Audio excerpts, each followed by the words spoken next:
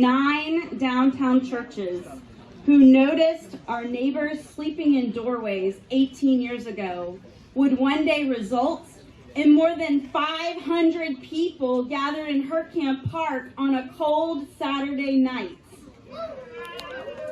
As you walk around our Micah churches tonight, I want you to think of this as a celebration. We are celebrating how God has helped the churches of Fredericksburg do more together as one body than they could ever do apart. But we are also celebrating all of you, the new friends and neighbors who are now joining us as we gear up for one of the biggest dreams God has ever given us. I gotta be honest, I'm a little emotional about it. For all the years I've been told you can't help some people. There is no hope. We don't need to see that in our city. I gotta think you're here because you, like us, have embraced a faith, even if only the size of a mustard seed, in the kind of community that we can be, and how our care for the very least among us makes life better for everyone. That no one is beyond the bounds of love and redemption, and getting the guy off the street corner means as much responsibility for us as it does for him. It means we are working for a community where no one sleeps outside. Here's what I know about what God is doing in this thing. I want you to say the number 2. There are 2 times the number of people in this park tonight than there are people in our community who are displaced. 250 people are in a shelter or on the street in a given night, versus more than 500 here tonight. The number of unhoused in other communities are so high that they would not fit in this park, and they exceed the population of this city by 3 to 4 times. With this much passion compared to the number of people outside, if we can't figure out how to be a community where no one sleeps outside, shame on us. There are twice as many walkers as we planned. There is twice as much money as we expected. There's twice as much heart as we imagined. There's twice as much commitment to the next word I want you to say, and that's dream. Dream.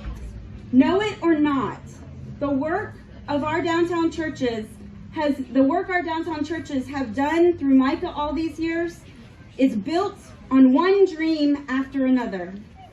The dream that we could do more for our unhoused neighbors than help them survive on the street.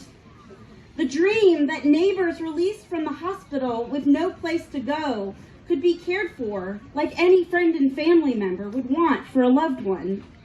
The dream that limited income, disability, and lack of affordable housing would not keep our neighbors from safe places to live. The dream that the God-given gifts of those overcoming homelessness could be nurtured into purpose and monetized as meaningful work. The dream that the asset of community that already exists on the street could be sustained as they move indoors. The dream for a neighborhood of small homes, the Jeremiah community, where our neighbors are going to live one day, develop purpose, and grow meaningful relationships. We set a symbolic goal of $59,000, which is just shy of the $60,000 we believe it's going to cost to build one house. Talk about more than you can ask or imagine.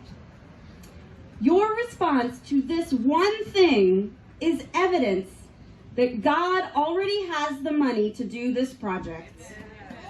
And He's working on us to do a whole lot more than dream. We're ready to walk.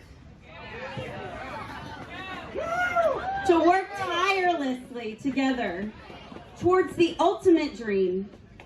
Thy kingdom come, thy will be done on earth as it is in heaven.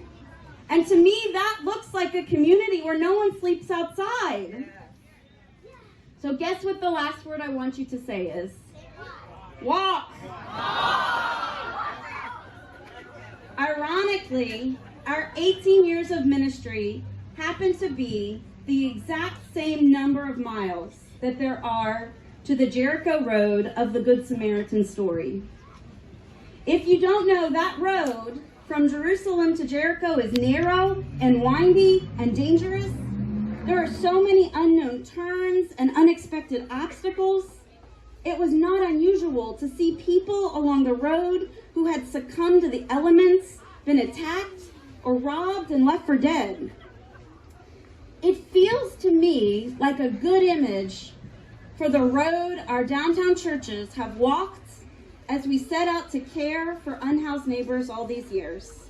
As you walk around the churches tonight, you're going to see some mileposts that highlight some of the things that we've been doing together. As travelers on a journey, there is always a choice between continuing on our way and stopping to acknowledge the person in our path. You chose to be here with us tonight, to stand in solidarity as neighbors housed and unhoused, to walk with us on a journey, not just to keep pulling people from ditches, but to build a better road.